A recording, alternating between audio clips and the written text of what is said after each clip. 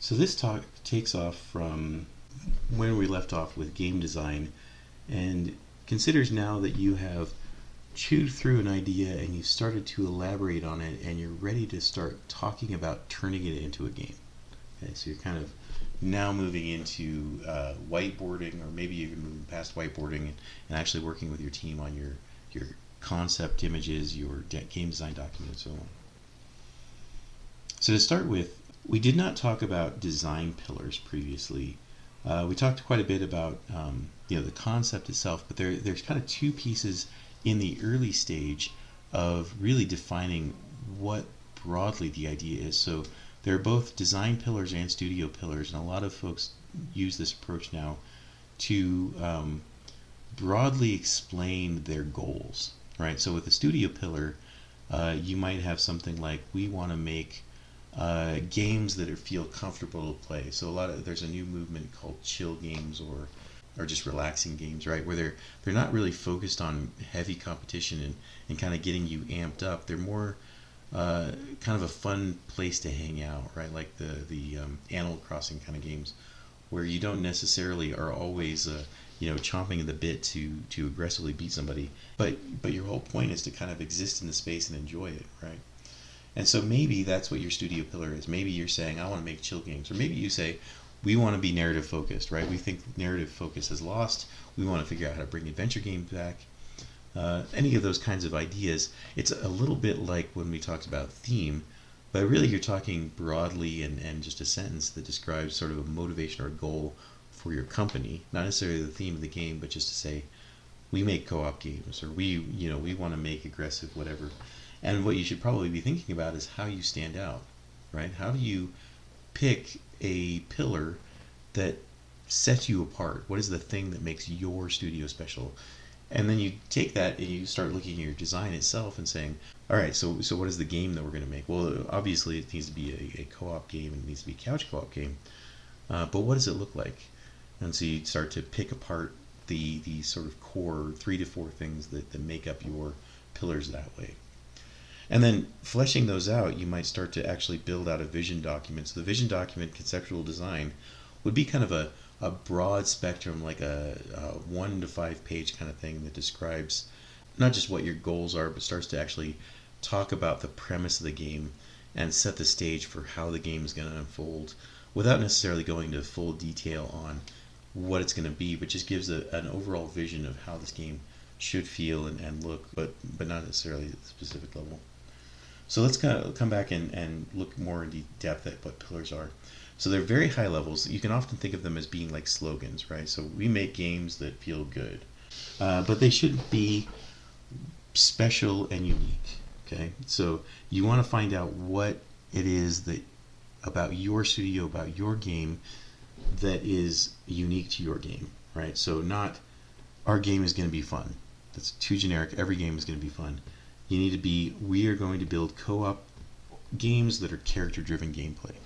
So not just are they co-op with repeatable play, but if you're playing with your buddy, then you and your buddy have really cool characters, and you're both exploring a story with those two characters, and the fact that you chose those two characters to work together creates some really cool gameplay. Or a game is entirely skill-based. We want to be the next big esport, and that's our company's goal. Like, everything we're going to be focused on is about making esports-like games, right? Or we love puzzles and we want to make our games be deeper and more complex than any puzzle game you've seen, and people are going to spend hours just figuring out a puzzle within our game because we're cool and clever, and we want to just come up with amazing things that make people feel smart and challenged and all that. So and it doesn't have to be just what's special or unique, but what do you think is important, right? Do you want to be inclusive, community minded? Do you want to be accessible? You can put all of this in to say, what is the thing that you care about most in what you're trying to make, right? And so again, this is just kind of high level. This is before you even get to what the game even is, potentially. You could build your studio pillars well ahead of, even just before you start contemplating what the game you're going to make is. You can come up with, well, this is what we want our studio to be. And then you go to what the game is going to be. But it certainly, by the time you started to form out the idea, before maybe as you elaborate, as you've come up with this kind of core concept that you think this could be a really cool thing, you say, okay, what are the pillars that define this game? What are the things, sort of sloganish things that would build it out? So you're not necessarily building to the theme yet. You're not necessarily even building to the concept drawings, the prototypes, any of that stuff. You're just looking at, the slogans behind the game. So we're going to make a co-op game. It's going to have some deep puzzles within it, and there's going to be some heavy action elements. And so then you start to elaborate from there. Right? So as an example, here are Paradox's game pillars. So Paradox is a publishing company in this case. And of course, they are not necessarily saying that everybody has to fit all of these pillars. But these are examples of pillars that they're using to say, well, okay, if we're going to bring a game into our fold, it should probably have some of these as part of their pillars in their game. So maybe their game should be replayable and have some interesting puzzles, or at least be intellectually challenging. Maybe you should have player as creator within the game. You might not have all three of those. You might have it's replayable and it's creative, but maybe it's chill. Maybe it's not intellectually challenging. Maybe it's just something you kind of feel good about playing, and they'll allow that, right? Because your game still fits most of these things or something. But the point here to show this is you see the slogan mentality that defines what this publishing company is, what they care about. And in this case, there's 6 of them. Your studio might only have 3 or 4. But again, they're high, sort of broadly based and sort of core ideas that are easy to see that could apply to many different games. And of course, that's the main point, especially with a company like Paradox. They should not apply to 1 or 2 games. They should apply to all the games that they want to make, or that they are publishing and that they want to publish. Okay, so then what does that vision document really mean then? You're still high level, but now you're getting specific to the game itself, right? Now you're talking about this is what my game does. So you start to give the premise, you start to give the core loops of the game. You're still kind of focused on feel more than mechanism. So you might say Mario is in the world, he's trying to save the princess, he will be breaking blocks, he'll be it's going to be a platformer kind of game, he's going to do a lot of jumps. There's going to be enemies that he has to squash by jumping onto them. But you don't necessarily get deep into the mechanics, you just give kind of that broad description of how this game is going to feel, what the story is going to be like, how what kind of scale you're looking at. So Mario, we're looking at something that you could play for about 5 or 6 hours, maybe. We'll have like 8, 9, 10 worlds, something around that size. This is all the kind of thing that you start thinking about with the vision document. And probably it's 1 page, maybe it's 5 pages if you're being really detailed. So for example, the Torment vision document, which we'll have a link to attached with this, it was on the order of 25 pages. I think it was actually 27.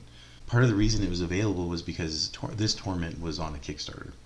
And so they were actually, putting a lot of extra detail in because their vision document in this did come out around the time the Kickstarter was launched.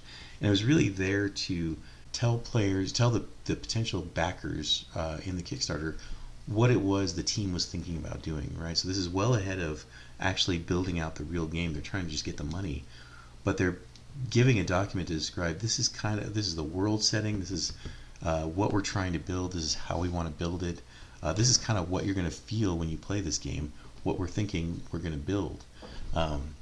What's cool now is that you could actually take this vision document and go compare against the real game and see how much of that vision holds and how much of it might have changed, might have adapted as they moved. Some of the details they might have given in the vision document were maybe too detailed, and they ended up having to cut that kind of feature. But for the most part, a lot of what they described in the document really does hold in the final product because it's so general, because it can apply in a broad way to a variety of ways the game could have played out in the end. And so you think of this as, you start with the pillars, right? You almost think of them as maybe you're putting up 4 pillars that form the basis of your tent, and now you're putting the sort of the roof on, right? The vision document is the roof that's going to start giving you the umbrella, the space to work underneath it, shelter you from the storm. But now you have to start putting up walls and building rooms. Okay, so assuming that you have worked through the phase of your vision document and your pillars, we'll start looking a little bit too at the production phases, right? So there's pre-production, production, and then post-production. Um, and each of them plays an important role in what you're doing as the game is developing. So generally speaking, pre-production only happens after your game's been greenlit, right? So in a traditional publishing space, you will go and do your pitch. You will probably have your pillars and your vision document, and you will go and pitch your game and say, "This is the game we want to make. Will you fund it?" And based on your vision document and maybe some concept art and maybe some pieces like that, to give a general notion of what the game is going to be. Maybe you even have a prototype if you've gone that far, but probably you haven't put much investment in it, right? You're trying to get somebody to pay for this game. And so you'll go and they'll say, okay, yeah, we'll let you make that. We'll let you go into pre-production now. And so you have however much time you have in pre-production to work out these kinds of details, right? But this is kind of after you've been funded. So depending on where your funding structure is, where your go-ahead is, this is where you start to say, okay, we've gone from we were thinking about ideas, and if you come back to this thing that we were talking about with the game design process, you kind of go from the internal place where you were thinking about this idea and thinking it might be cool to now we need to actually come down and the rubber needs to hit the road, right? We need to start building something. So that's where you go from internal to external. So pre-production is where you come to that phase. So what you're going to do in pre-production, one, toward the end here, is you're going to build a design document, right? So that's kind of the end goal.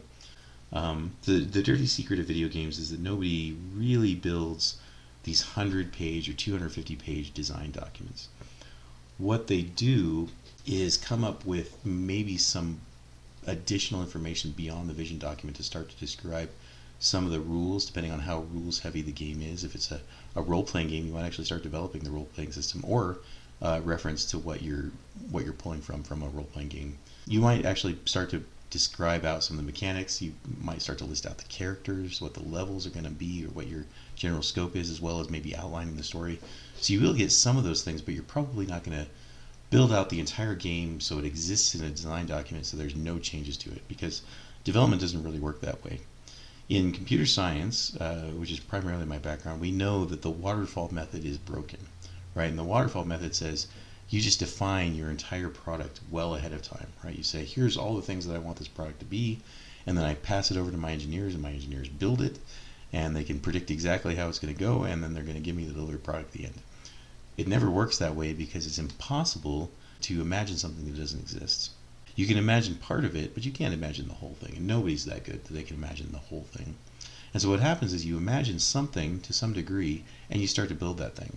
And as you've built that thing, you start to realize that it doesn't look quite like what I thought it would look like, and I need to adapt what I'm thinking about. Or even as you start to see it, you start to realize there's other things that you didn't think about as you were trying to imagine this. So you have to branch out your imagination.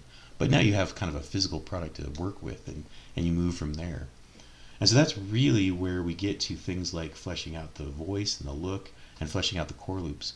What you're doing there is you're starting to actually build the idea of the product. So the look and the voice, you're actually kind of coming up with the concept drawings, right? You come up with those initial concept drawings and say, that doesn't really look like what I thought it should look like. That's not really right. That's not what I was, vaguely picturing in my head. Let's try it again. Let's come, that character should have sort of a more fierce look to them, or this environment should actually be darker, or no, this environment should be brighter.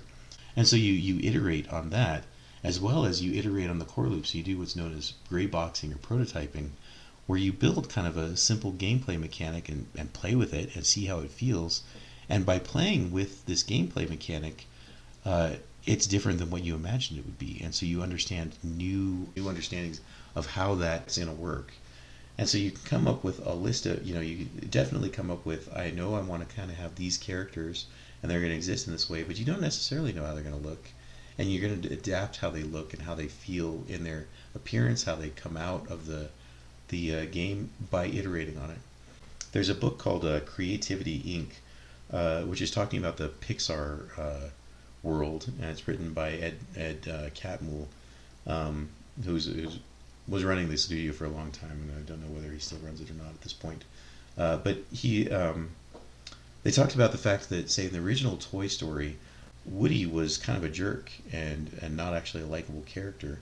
And by sort of coming up with these stories early on the storyboards and reviewing them in the team, they realized that they should adapt that character, that he wasn't likable and that he was too dark, and that they made him feel different. So they knew they were going to have Woody and Buzz. The whole overall feel of that character changed as the design process grew, and as you start to see how that story is going to impact by having that character, you realize you need to adapt it. And so you should always think of these as living documents, as living and breathing things, where you're iterating over and over. You're trying something out. You're kind of, okay, let's try these 5 different things for this character, and pick them, right? So as the concept artist, you might actually kind of come up with 5 different variations, and people start to see what that would look like and start to imagine how that particular character would feel in the world that they were already kind of picturing. So given that we've talked quite a bit about the look and the voice, let's look at what prototyping would look like then in that space. So prototyping really means that you're focusing on a mechanic, or maybe a couple mechanics. And what you're saying is, with your prototype, that in the core loop of Mario, the main thing that the player is doing, the core gameplay loop, is that they're basically breaking blocks and jumping on enemies, and that's kind of it. There's probably some other variations of that, but and a lot of it is sort of platforming, jumping over gaps and all that. But the main mechanic is that. And so if you were to build a core loop for Mario to understand that core mechanic, you would build, as simple as you can, as quickly as you can, something where you can jump around in a space. You can jump and break a block, you can jump on an enemy's head, and you kind of put together a simple level that explores those options without being a real level, but lets you get a sense for that. Right? And so in this course, we have done a lot of kind of core loops, right? We've done kind of the shooting gallery loop. We've done sort of a physics platformer game with some enemies that are chasing you, that give you a sense of that. We've talked about the possibility of doing a sneaking kind of game, fighting game with the action RPG, where you could actually sneak around the enemies that are there. We haven't really gone into driving or building or crafting gameplay mechanics, but hopefully you start to feel that you could imagine how you would build some of those. And the point is, the action RPG was really kind of fleshed out, and really doesn't represent what a prototype should be, because it was too fleshed out. It had too much in terms of color and character and so on. What really looks like a prototype is the first couple games that we worked on, where all the elements are gray, they're boxy, they're spheres, they're boxes, they're whatever we can get to fit there. Because what we want to do is what is the player doing? We don't really care about the look and feel in a prototype. We're going to do that in our concept drawing. We're going to do that as we flesh out with our art team what these things need to build toward.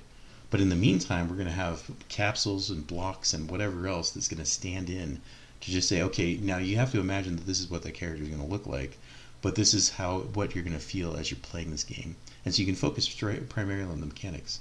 Now, understanding that when you actually get the character in there and connected with those mechanics, you might actually realize that it's the wrong feel.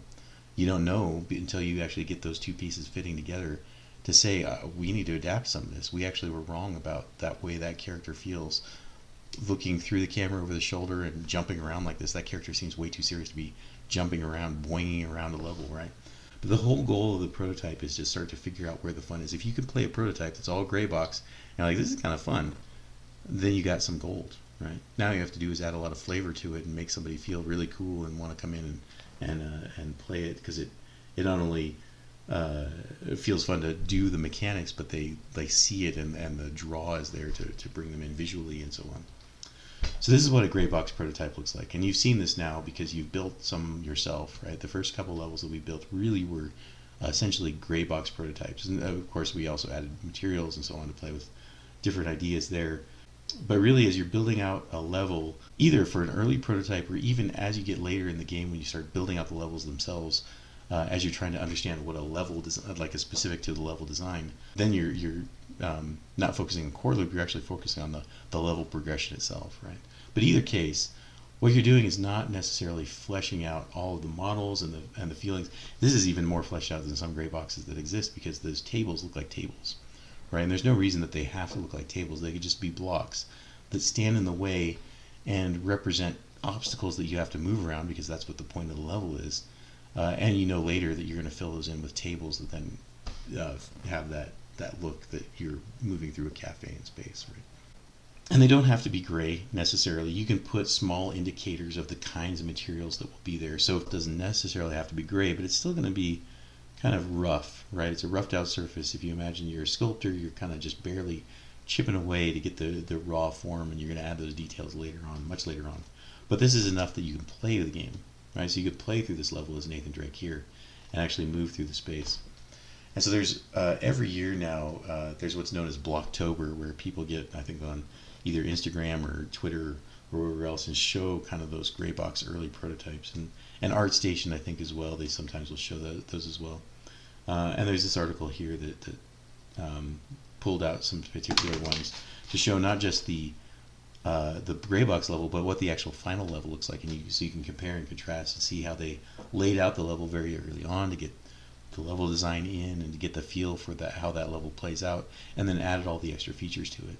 And again, this works both for playing an individual level. So as you start to design the game, you will gray box out every level to get the feel for that particular level.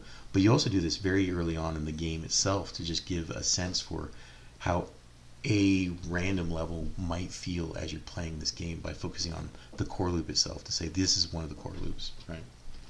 Now, so a game like Nathan Drake, to give a better example, will actually have multiple core loops. So there will be a driving segment, there will be a climbing segment, there will be just a straight shootout segment, and so those things are multiple core loops. And you probably want to, if you're going to have multiple concepts like that, you might actually end up making multiple prototypes early on in order to give a sense for all of those different kinds of loops of the game, because you're now talking about not just one core loop like you would have with Mario, where the player's just doing kind of one basic activity over and over, but they're really kind of doing a variety of different kinds of things that really feel significantly different. So you want to get the feel for all of those very early on in your pre-production phase. So then the document itself will contain the vision as before. It will contain notes about what the game systems are going to be. You want to start defining what your interface and your story are going to look like. You do want to understand what the overall level progression will be, right?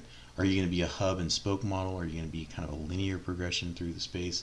Will you have a completely sandbox layout?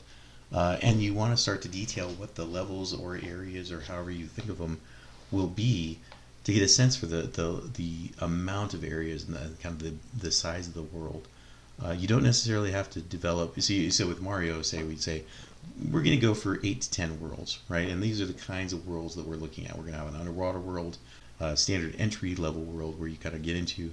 There's ones that are deep and with large gaps in them where you feel like you're way out in the stratosphere in terms of height, and so on. And so you start to do detail out some of the types of levels without really getting into the specifics of how the level's going to work.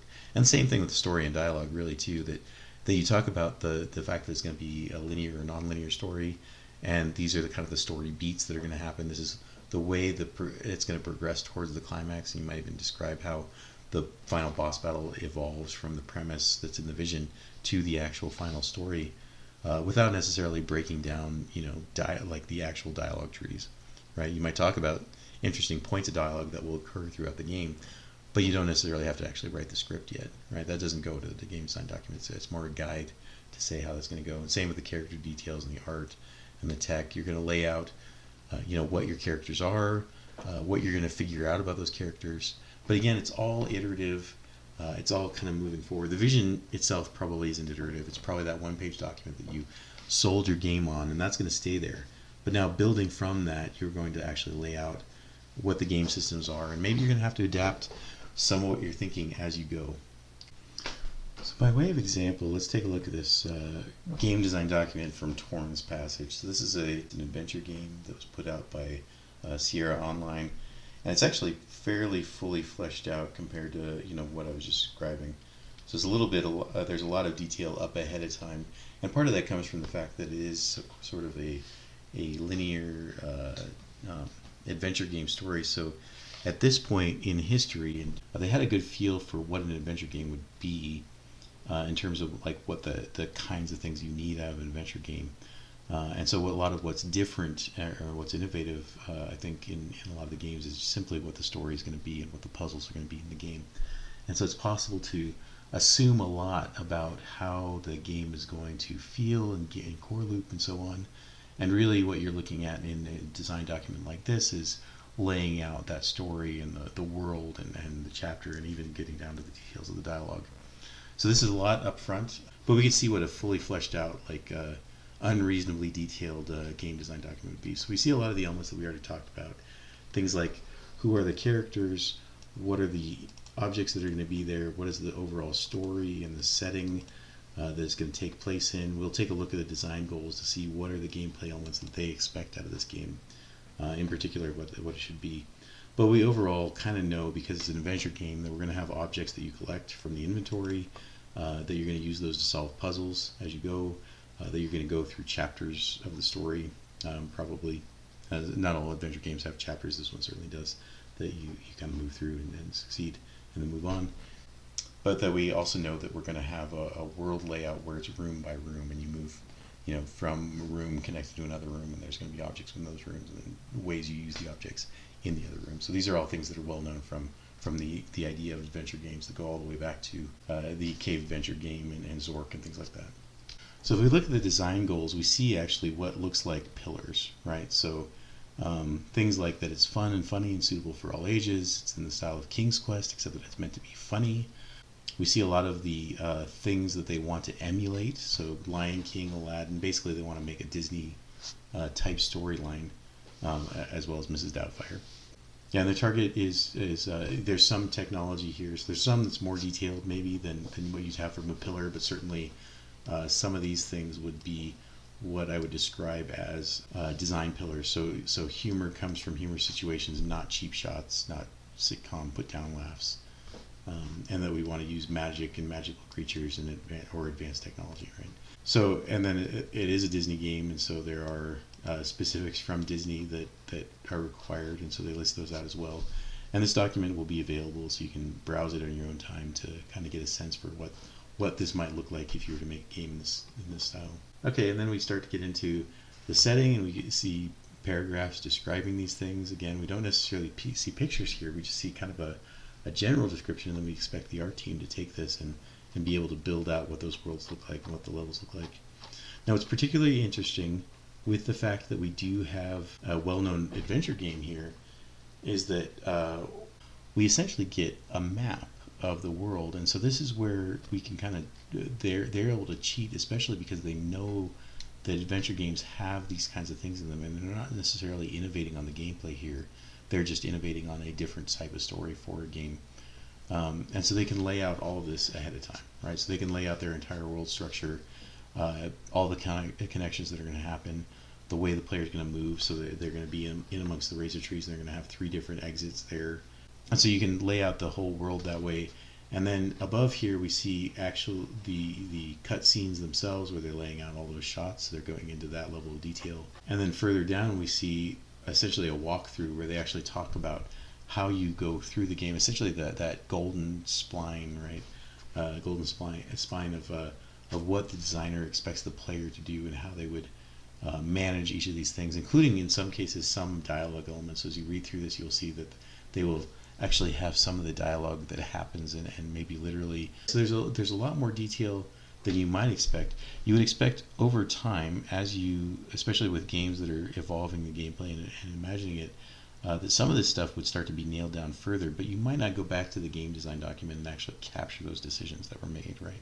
You would just kind of do the thing and then have the results in the game itself rather than trying to capture them in the document. But they certainly were able to capture in the document here because they knew ahead of time. Okay, so that's kind of the fully explored what a game design document could look like, and it's certainly worth looking at to understand what it would be if you were to build a fully fleshed out game design document. But remember now that that's not really the goal of creating one of these. It's to start setting the stage, to fill out enough information that people can get started, right? That you can start to build toward that document, but you're not really fleshing out the whole game so that you hand it across the aisle to a development team and they never have to ask a question again. They just build exactly what they see in that document. It's just done, and what you get is exactly the game you want. That may have existed at one point with the way games could work, but it certainly isn't the way modern games are built at all.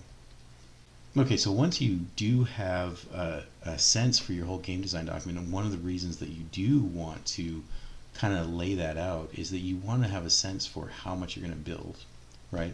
And so you need to understand, how many levels there are going to be, around how many levels, how many characters, how much work the art team's going to have to put in, how many gameplay loops you're going to have, especially after you've built, some of your prototypes during pre-production, so you sort of have a general idea of what production is going to look like. And of course, as we've probably discussed multiple times at this point, you can't really predict it down to the level of detail. You don't know what the game's going to look like because you do have to iterate on these things. But the more you can do up front in pre-production, the more you can work out some of the issues with your gray box prototype and iterate on some of your concepts and so on, the less you have to guess about during the production phase.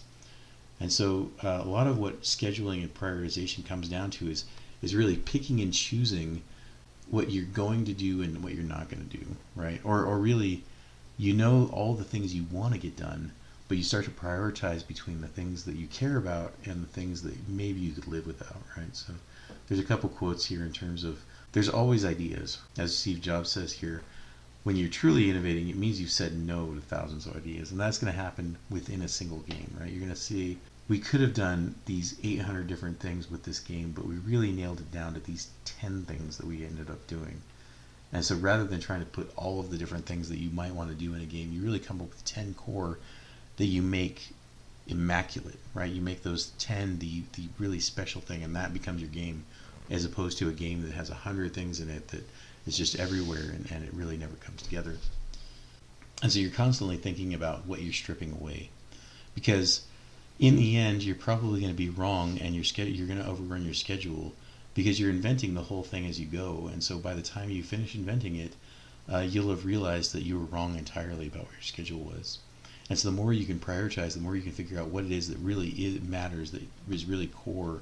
And you're going back all the way to your design pillars to say, these are the things that we cared about at the outset, that we all kind of agreed on that we cared about. So that means that these other things are superfluous, that we can throw them away. And the remaining pieces that we have there represents the core of the game that really matters. So one of the ways that you do that is to kind of understand what your workflows are, right? You know who your team is, what you're working with, how everyone works together, how the engine works, how quickly everyone works. A lot of this you can't figure out all the way, right? You can guess, but you're never going to know everyone on your team. If you had a team that work together for 5 or 10 years, you start to actually get pretty predictive, right? And so some of those teams that have been working together for a long time and they actually stay together because they enjoy working together work like finely tuned machines, right? So they can put out a game and they can come up with a concept and they kind of know how it's all going to play out, and it works really great, right? And so a studio like Double Fine kind of works that way because a lot of people at Double Fine have worked there for many years now and put out many games. And so when you see that, it's kind of cool to see because they sort of know how it's all going to fit together, and each game is new, and they have different people playing different roles. Some of them are going to be a lead designer, or some of them are going to be a lead artist, and people do leave and come and go, and so they have new people and people that have left. But a lot of that is figuring out how you're working together, how you're able to estimate, like, oh, I know so and so can really put a character like put that character together. It's going to be amazing, and they're going to do it in like 2 weeks, and it's going to be done, and we're going to love what they do with that character.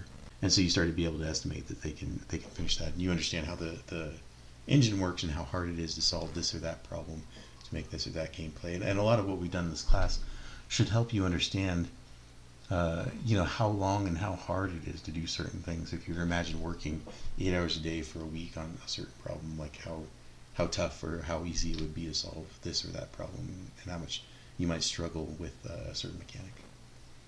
So given all that, then you prioritize, you understand both how long you think things will take, but you'll be wrong, and then you come up with kind of what I refer to as the A, B's, and C's. It doesn't necessarily have to be this explicit, but you start to break things down into the things we have to have. The A's need to be there, or the game just won't be the game, right? And then the B's are the things that, man, it'd be great if we could have that because it'd make our game unique, it would make it stand out. But if we didn't have them, we'd still have the core of the game, right? If we came down to the schedule crunch and we just had to make the 10 things that are our A items the thing, then we better make them super good, right? Because that's the only way that the game's going to stand out, because we can't afford to make the B level things. And then the C things are like, oh man, it'd be really cool if we could do that, but it's not necessary. And those are probably going to be the things that you're not going to do. Like if you're putting them in the C category, they're probably going to get stripped very, very soon. But you don't want to get rid of them, right? Because it's a great idea, and you're like, man, it's cool to have that. It would be so cool if that was in the game, but it's the game's going to be fun without that. And so that's where you put the C stuff. And then you almost immediately after you do that, you strip it out.